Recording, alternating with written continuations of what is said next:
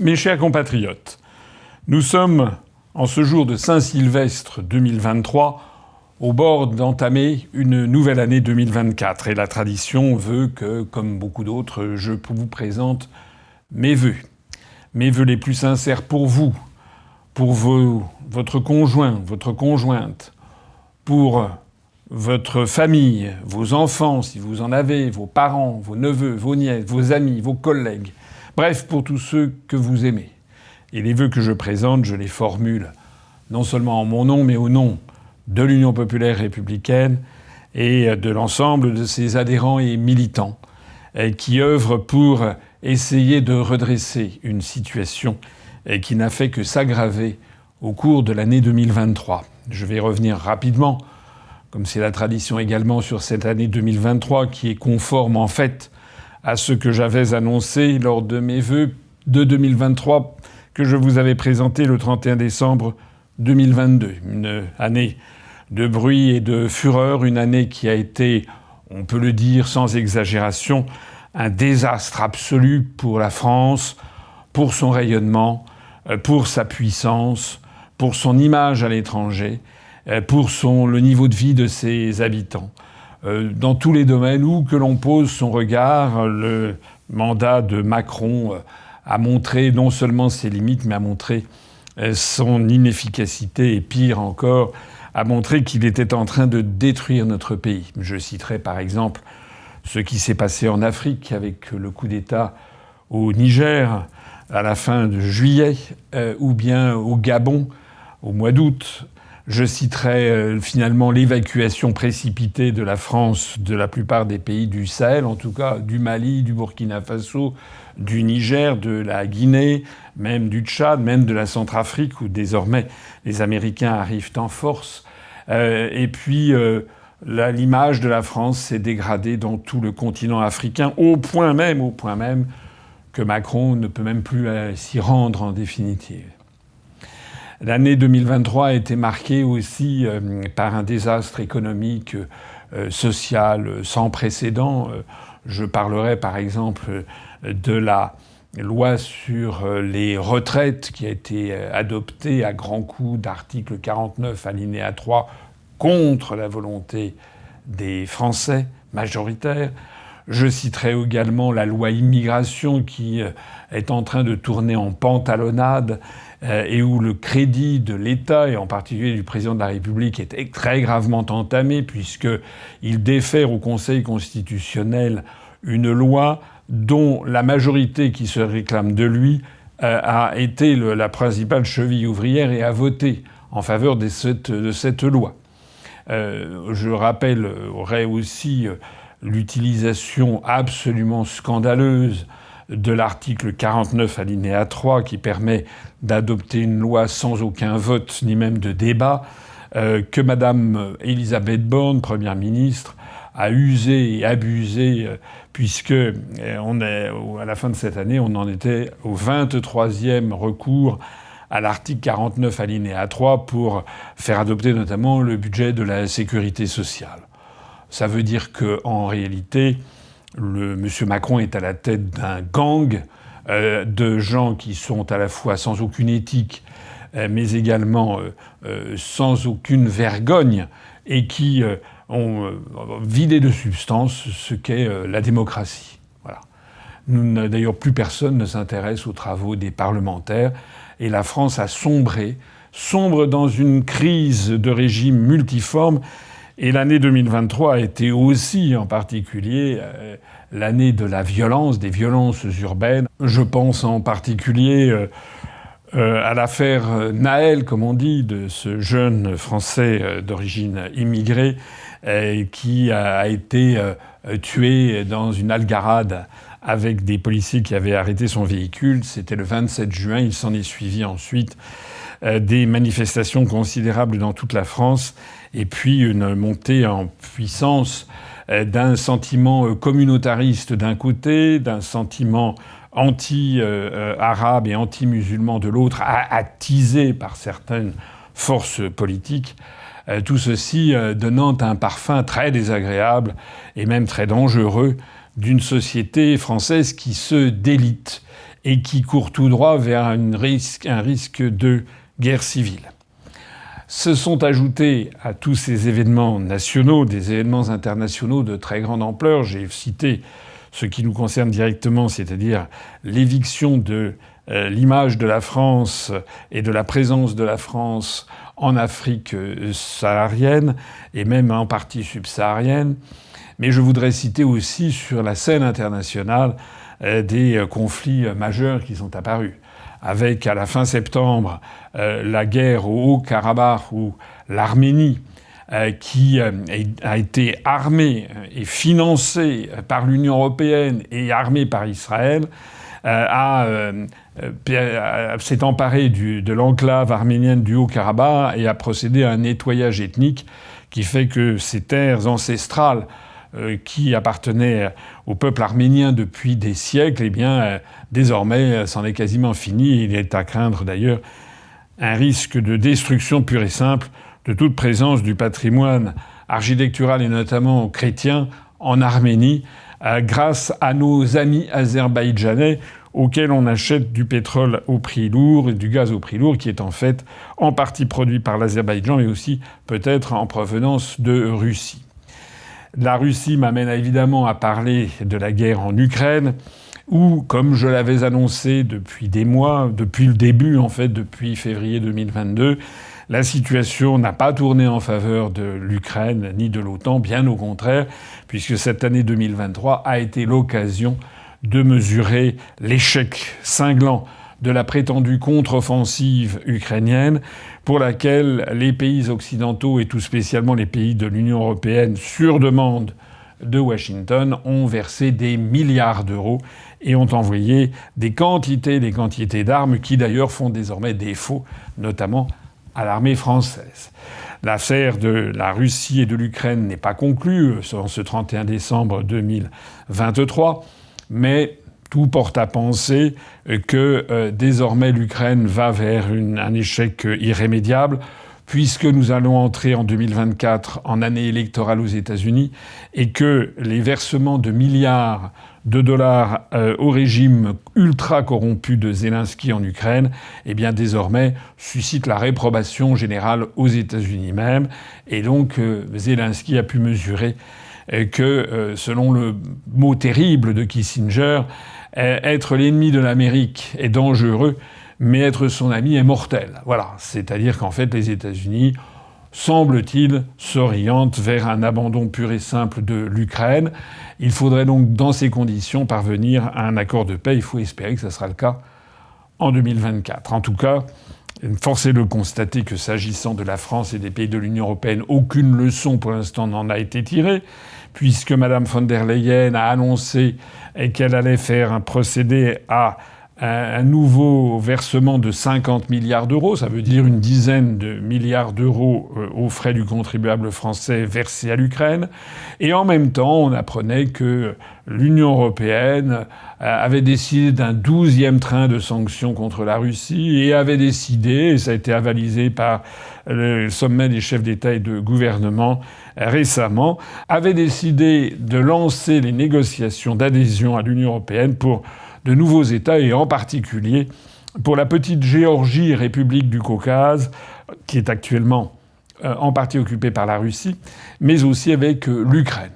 C'est-à-dire que nous voyons que les dirigeants occidentaux, les dirigeants européens, sont lancés en fait dans une politique folle, dont plus personne ne comprend finalement la logique, la seule logique étant d'obéir aux injonctions de Washington dans tous les domaines.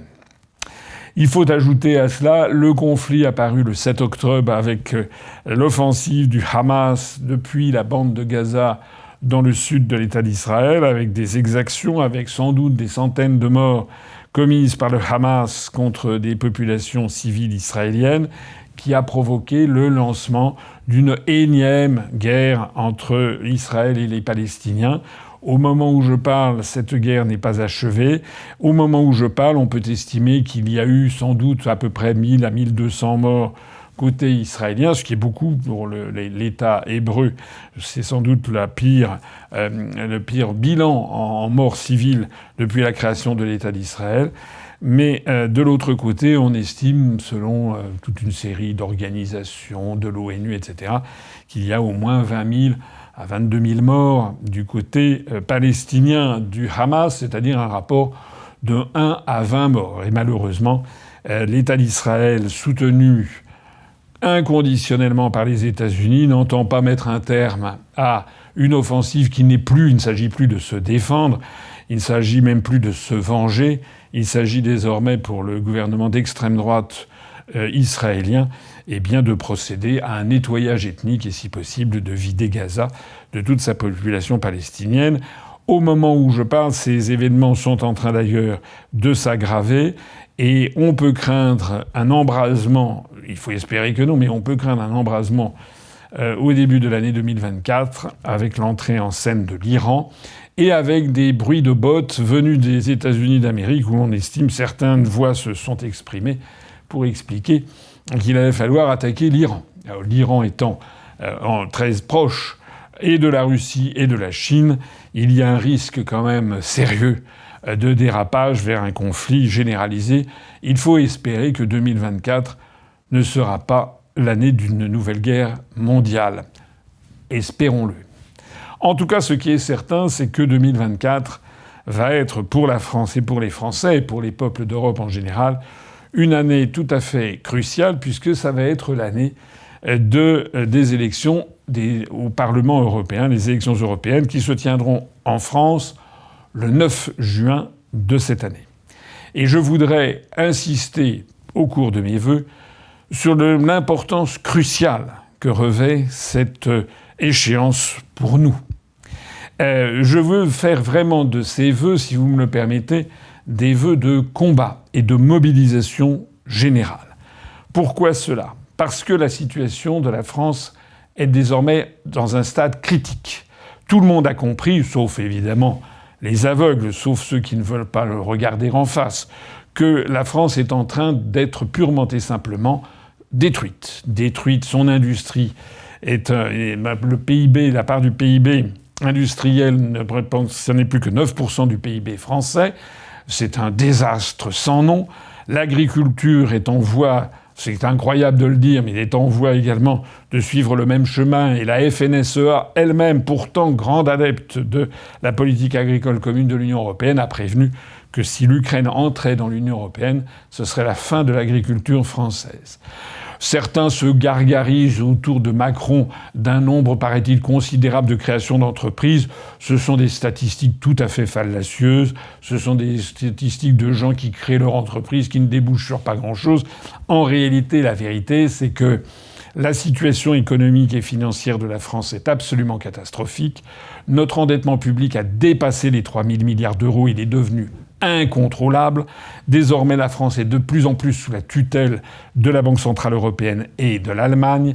Ajoutons à cela que le chômage redémarre, que tous les ingrédients macroéconomiques sont au rouge, et en particulier, et j'insiste, sur le fait que le Royaume-Uni, qui a procédé au Brexit, contrairement à une propagande incessante, ne se porte pas comme un charme, puisque par ailleurs le Royaume-Uni est membre de l'OTAN et participe aux sanctions contre la Russie.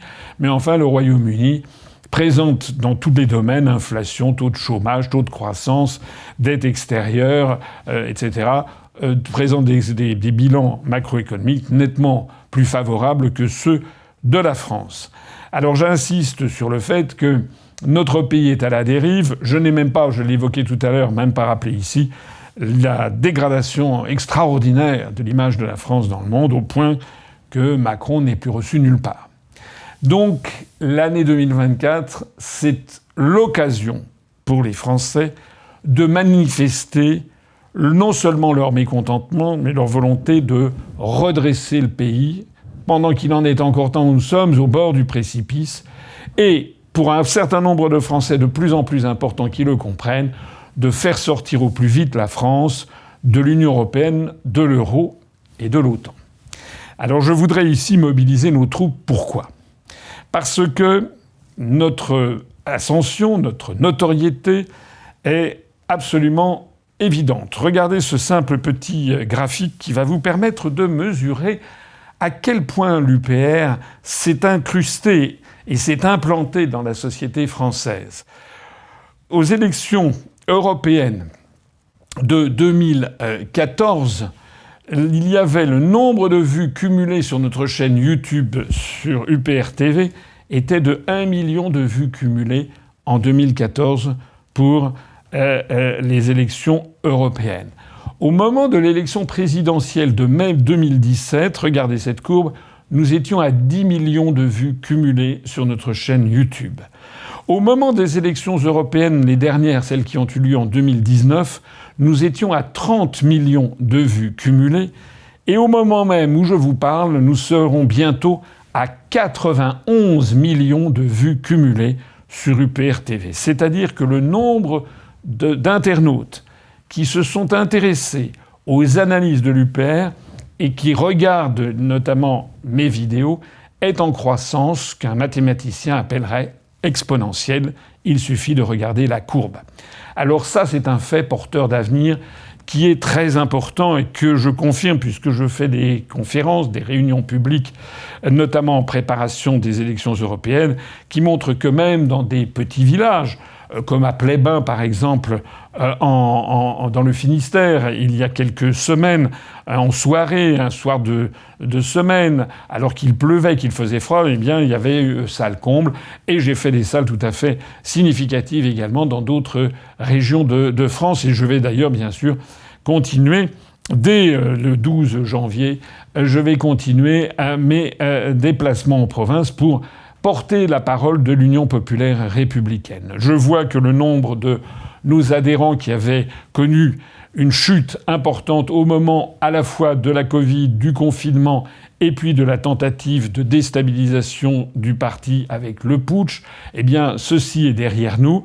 On notera d'ailleurs que ce putsch et cette déstabilisation n'avaient pas affecté l'évolution du nombre de gens s'intéressant à nos analyses, mais désormais, eh bien, le nombre de nos adhérents, de nos donateurs, de nos sympathisants est en croissance exponentielle. Je le vois aussi d'ailleurs quand je me déplace un peu partout, où très très souvent je suis abordé dans la rue, dans un magasin, dans le métro, etc., par des gens qui viennent me demander si je suis bien M. Asselineau et qui tout le temps m'abordent de façon sympathique et me disent « Continuez monsieur, nous sommes avec vous ». Alors, je lance donc ici un appel absolument solennel. D'une part, à nous aider à financer cette campagne électorale. Ça a d'ailleurs très bien commencé, puisque nous avons lancé la collecte le 1er décembre de 2023. Et à la fin de ce mois, donc en ce 31 décembre, eh bien, nous serons à peu près aux alentours de 250 000 euros accumulés, reçus en l'espace d'un mois. Donc nous allons, je l'espère, pouvoir tenir l'objectif d'obtenir 1 400 000 euros pour que nous puissions financer la campagne qui aura lieu, qui se tiendra donc le scrutin qui aura lieu le 9 juin. Je rappelle que cette somme peut paraître importante à beaucoup de gens, bien entendu, et qu'elle est toute petite par rapport à ce que vont dépenser des grands partis politiques, puisque en 2019, par exemple, la limite supérieure de dépenses avait été fixée à 9 800 000 euros, ce qu'avaient allègrement dépensé les grands partis politiques. Donc nous, avec 1 400 000, nous sommes très très en deçà, mais nous ne pouvons pas descendre en dessous, puisqu'il faudra bien financer les affiches à coller sur des dizaines de milliers de bureaux électoraux. Il faudra bien financer également les bulletins de vote. Il y a 48 millions de personnes inscrites sur les listes électorales, peut-être même 49 millions. Et donc ça fait 49 millions de bulletins de vote format A4, puisqu'il y a 81 noms à mettre sur la liste. Si nous en avons les moyens financiers, il faudrait doubler d'ailleurs et faire non pas 48 millions de tirages, mais 96 millions de tirages pour pouvoir envoyer ceci par les enveloppes envoyées par les mairies aux électeurs. Il faut y ajouter la profession de foi, attirée elle aussi en 48 millions de tirages. Et puis il faut y ajouter les affiches, les déplacements, les locations de salles, les frais de réception, etc., etc. Donc croyez-moi, avec 1 400 000 euros, nous sommes extrêmement modestes, mais on ne peut pas, je pense, faire moins. Donc je me suis adressé à vous, je m'adresse de nouveau à vous. Au moment où vous écoutez ces vœux, au moment même où je parle, 31 décembre, 20h, il reste encore 4 heures si vous voulez bénéficier de la réduction fiscale pour 2023. Allez-y, mais vous pourrez continuer à nous faire des versements à partir du 1er janvier. Cette fois-ci, la déduction fiscale aura lieu en 2025 sur les versements de 2024. Mais je voudrais attirer votre attention sur l'importance de se mobiliser sur notre liste. Et je voudrais attirer votre attention sur le fait que l'oligarchie qui tient le système et qui surveille la situation en France a bien compris qu'elle risque quelque chose de grave pour elle et de très positif pour les Français, c'est que l'UPR fasse un score significatif. Quand je dis un score significatif, je vous l'ai dit, je le redis, il faut absolument tout faire pour que nous dépassions 5%. Pourquoi 5% ? Parce que 5%, c'est ce qui nous permettra d'avoir des élus au Parlement européen. Je vois bien entendu des trolls qui disent « Mais comment pouvez-vous participer aux élections européennes alors que vous êtes contre l'Europe ?» Bon, ça fait 15 ans qu'on explique le pourquoi du comment. J'ai déjà expliqué que pourquoi y a-t-il eu un Brexit au Royaume-Uni ? Parce que David Cameron, le Premier ministre conservateur, était de plus en plus inquiet de la montée en puissance électorale de Nigel Farage et du UKIP, et qu'il risquait de perdre les élections générales. Et donc David Cameron avait été obligé, contraint par les événements, d'accorder la promesse d'un référendum sur le Brexit au peuple britannique.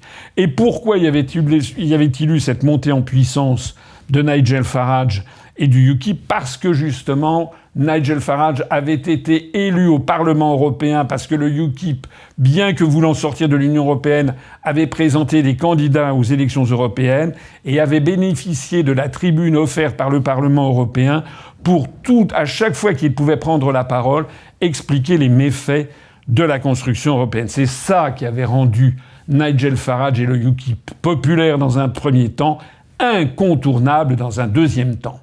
Donc il est absolument fondamental, si vous voulez vraiment que les choses changent, de mobiliser vos voix sur le parti du Frexit, le parti que j'ai créé il y a bientôt 17 ans, qui propose de sortir de l'Union européenne, de l'euro et de l'OTAN. Parce que si nous dépassons les 5%, nous aurons au moins 5 ou 6 députés, et que je serai parmi ceux-là, et que vous pourrez me faire confiance pour, en permanence, à chaque fois que nous obtiendrons le droit à la parole au Parlement européen, eh bien je ferai du Nigel Farage et je demanderai, à chaque fois je mettrai les pieds dans le plat, je demanderai devant le Parlement européen des poursuites judiciaires contre telle ou telle personnalité et je démasquerai toutes les manœuvres antidémocratiques de ce Parlement européen. Si je le dis avec autant de fermeté, c'est parce que nous avons des députés au Parlement européen depuis des décennies qui ne font rien. En particulier les députés du Front National. Ça fait 40 ans qu'il y a des députés du Front National. À la dernière livraison, ils ont changé de nom. C'était le Rassemblement National sous la houlette de M. Bardella, qui est surtout connu pour quasiment ne jamais être au Parlement européen ou quand il y est, être d'une discrétion de violette. On n'a jamais entendu M. Bardella faire quoi que ce soit. Eh bien, la dernière fois, ils ont eu 23 députés. En 2019. Il s'est passé quoi ? À part Mme Virginie Joron, qui est une députée qui a fait à peu près son travail, les autres, rien.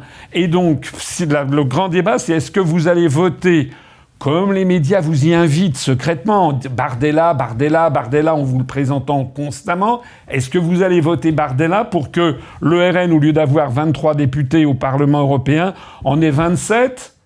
Ça changera quoi ? Ça changera rien. Pareil d'ailleurs si vous votez pour la liste de Madame Marion Maréchal. J'ai vu d'ailleurs les listes des affiches qui sont présentées par l'un et par l'autre qui sont absolument cocasses. Avez-vous vu l'affiche de M. Bardella pour les élections européennes de 2024 ? On voit sa tête, style premier de la classe, avec comme seul slogan « Rendez-vous le 9 juin ». Ça, c'est un sacré programme politique. Et l'on voit Mme Marion Maréchal faire une affiche pour les élections européennes avec en arrière-plan un marché de Noël et en disant « Rendez-nous Noël ». Ah, battons-nous pour nos traditions. C'est vraiment se moquer du monde. Enfin, M.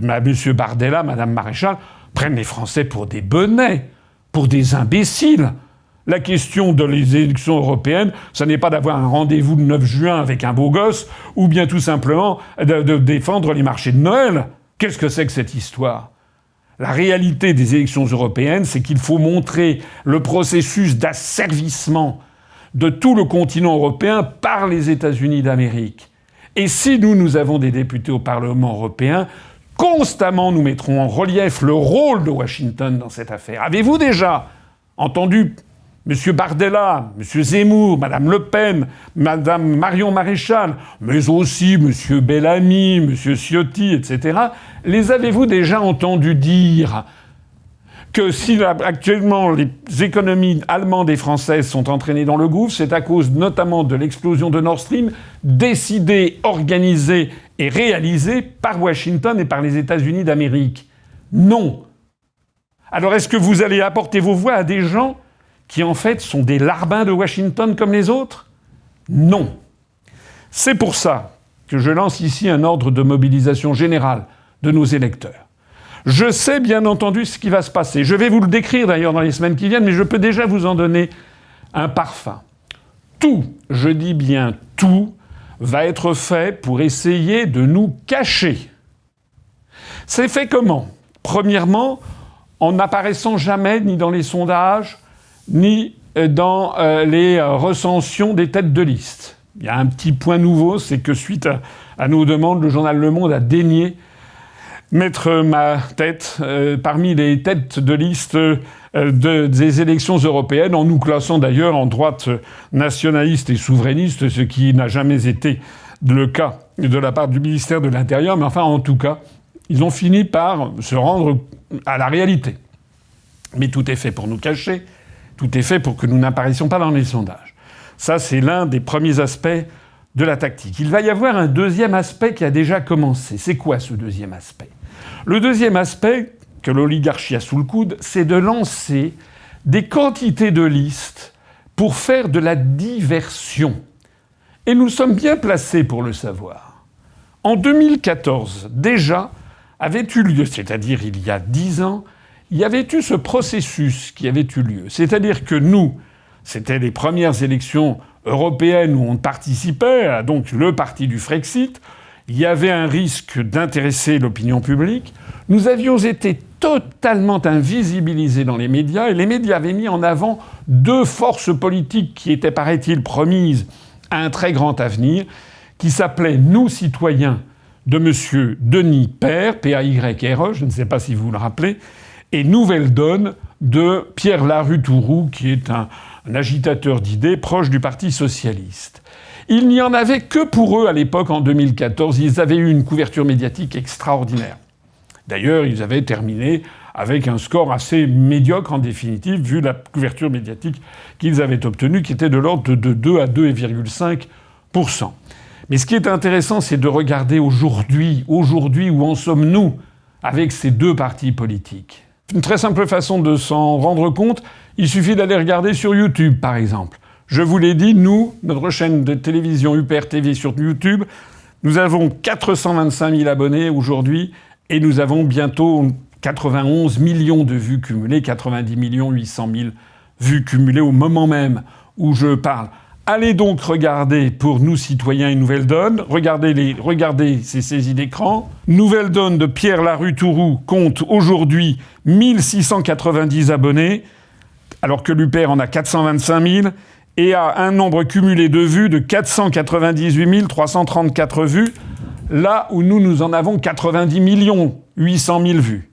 Quant à Nous, citoyens de M. Denis Père, aujourd'hui, ils ont 622 abonnés et 147 512 vues. Voilà. C'est-à-dire que, comme le dit le grand tragédien Euripide de la Grèce antique, le temps révèle tout. C'est un bavard qui parle sans être interrogé.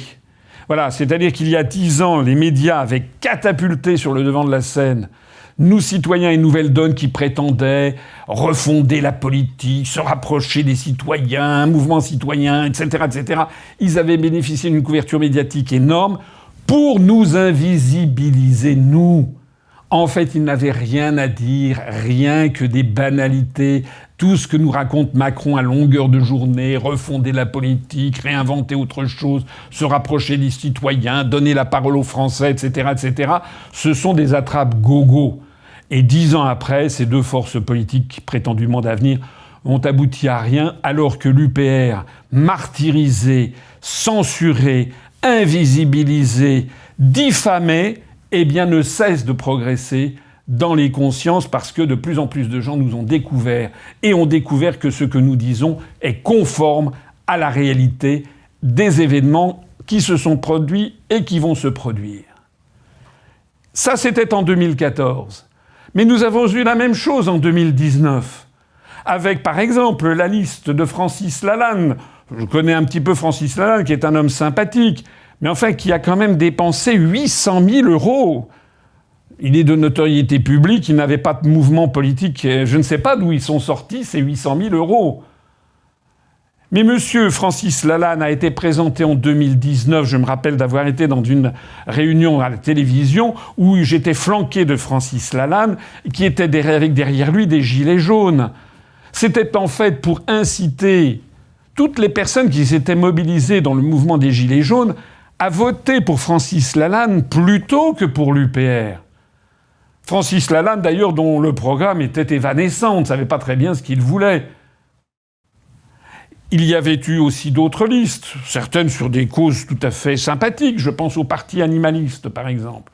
Le Parti animaliste qui avait réussi ce tour de force de faire plus de 2,3%, je crois, des suffrages, uniquement parce qu'il avait mis en photo un petit chat sur son affiche. Ça, d'ailleurs, depuis lors, été interdit par la loi, puisqu'en réalité, c'était, détourner des votes.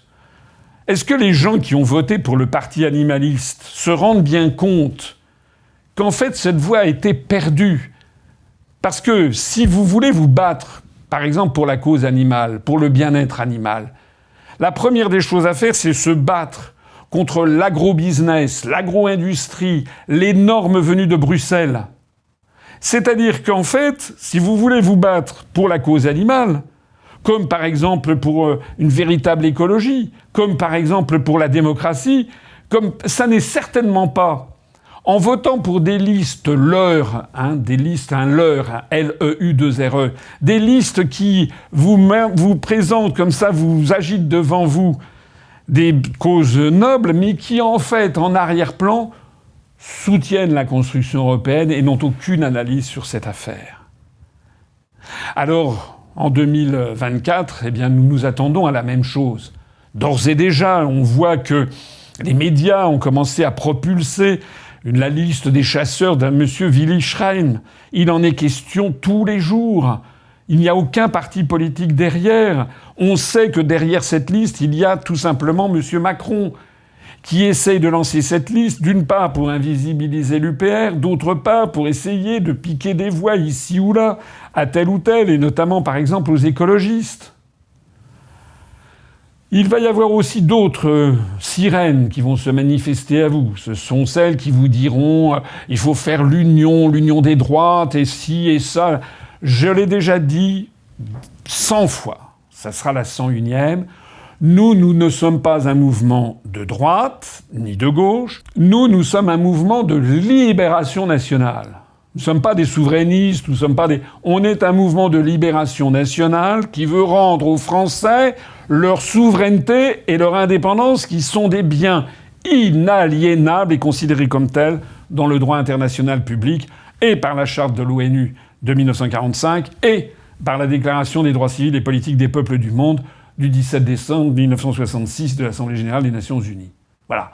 Donc nous, notre vocation, c'est de rassembler tous les Français d'où qu'ils viennent, à titre provisoire, comme le fit le Conseil national de la résistance de 1944, pour faire sortir la France de l'Union européenne, de l'euro et de l'OTAN. Tout le monde est bienvenu à l'UPR. Tout le monde est bienvenu pour voter pour l'UPR. D'ailleurs, la liste que je présenterai d'ailleurs très probablement dans le courant du mois de février ou du mois de mars, cette liste sera une liste de rassemblement. Il y aura des membres de l'UPR, je mènerai la tête de liste, mais il y aura aussi des personnalités venues de l'extérieur et qui veulent participer à ce mouvement de libération nationale. Alors que l'on ne vienne pas nous dire ensuite qu'il faut absolument participer à une union des droites. Je pense par exemple à M. Dupont-Aignan, qui passe son temps à dire qu'il veut faire des alliances avec M. Zemmour, avec M. Ciotti, maintenant avec M. Lassalle. Mais qu'est-ce que c'est que cette histoire ? Ni M. Zemmour, ni M. Ciotti, ni M. Lassalle, ni M. Bardella, ni M. Dupont-Aignan lui-même n'ont jamais dit qu'il fallait sortir de l'Union européenne. Donc, assez de ces histoires. Ainsi, certains veulent organiser des débats, mais qu'il suffit d'organiser des débats avec M. Philippot, M. Dupont-Aignan, M. Ciotti, M. Zemmour, M. Bardella. Et en fait, ils sont d'accord. Ils sont d'accord pour faire une union des droits. Ben, qu'ils le fassent. Mais qu'ils arrêtent de venir nous embêter, nous. D'autant plus, je me permets de le rappeler, que dans la société française, il y a un immense ras-le-bol des électeurs face aux responsables politiques qui leur mentent. Il se trouve que le 25 mars 2007, j'ai créé un mouvement politique pour appeler les Français à sortir de l'Union européenne, de l'euro et de l'OTAN. C'était le jour même du 50e anniversaire du traité de Rome créant le marché commun. Même mes pires adversaires ne peuvent le nier. Il se trouve que c'est inscrit dans nos statuts. Il se trouve que nous avons un bureau politique et il se trouve que nous avons des adhérents. Et que les gens qui ont adhéré à l'UPR l'ont adhéré parce qu'ils m'ont fait confiance, et ils ont raison de me faire confiance, parce que je ne dévierai jamais de cette ligne. Il faut bien comprendre que les gens qui me disent « il faut que vous fassiez alliance avec tel ou tel », me disent après que j'aurai un ego démesuré, etc., parce que je ne voudrais pas en entendre parler, parce que j'ai pas envie, en effet, de faire alliance avec des gens qui sont pour rester dans l'Union européenne, pour une autre Europe, pour une Europe-ci, pour une Europe ça. Mais ce qu'il faut bien comprendre, c'est que c'est pas moi qui décide. C'est le bureau politique qui est le reflet des adhérents. Et je sais, et c'est ça qui me rend tout à fait serein, je sais que l'écrasante majorité des adhérents et des sympathisants de l'UPR approuvent notre rectitude.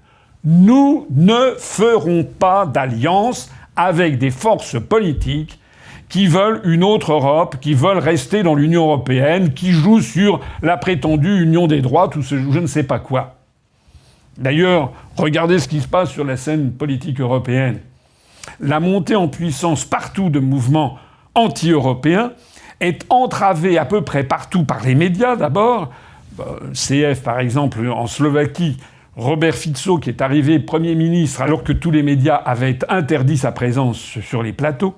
Mais regardez ce qui vient de se passer aussi aux Pays-Bas, où le parti qui est arrivé en tête, le parti de Geert Wilders, proposait le Nexit, c'est-à-dire la sortie des Netherlands, la sortie des Pays-Bas de l'Union européenne, mais il avait fait un accord avec des partis de droite qui, eux, veulent rester dans l'Union européenne.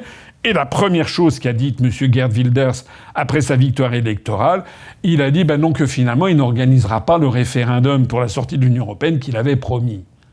Voilà. Donc que les Français qui en ont assez de tous ces jeux politiciens me fassent confiance.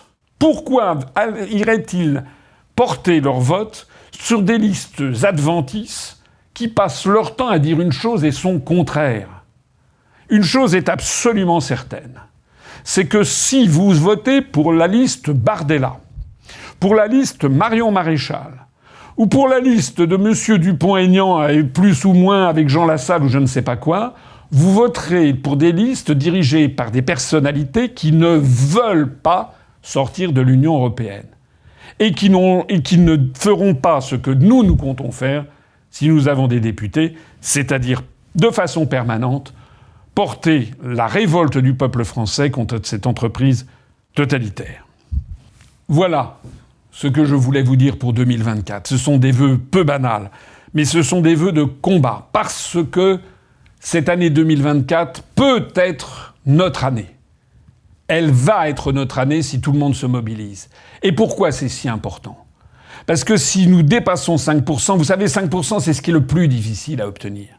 Si nous dépassons 5%, si nous avons des députés au Parlement européen, la censure totale que nous imposent les médias ne pourra plus tenir.